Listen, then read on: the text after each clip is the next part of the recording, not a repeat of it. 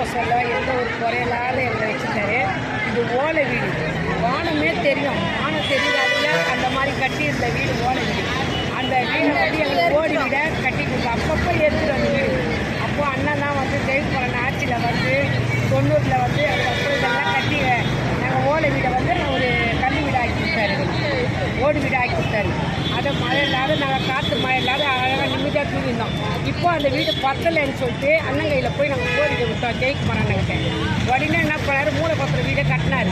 கட்டின ஒன்றும் நம்ம சோனல் எதிர்க்க ஒரு மாட்டு கொட்டாங்க, அவங்களுக்கும் சாந்தி ஓரத்தில் இருக்கிறவங்களுக்கும் எங்கள் கன்னி கோயில் சங்கத்தில் இருக்கிறவங்களுக்கும் எங்களுக்கு வீடு கட்டி வச்சுட்டாரு.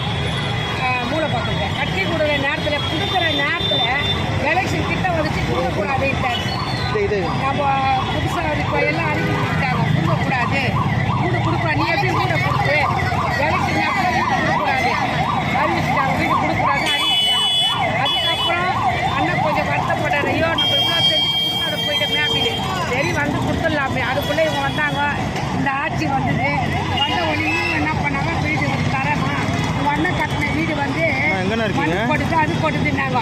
இப்போ அதே வந்து நாங்கள் போய் வீடு கட்டிக்கோமா, வீடு நல்லா ஸ்ட்ராங்காக இருக்குதுமா, சூப்பராக கட்டிக்கிறாருமா. அதே ஆளுங்க வாயில பேசுகிறாங்க, ஒரு ஆணி அடிக்க முடியல.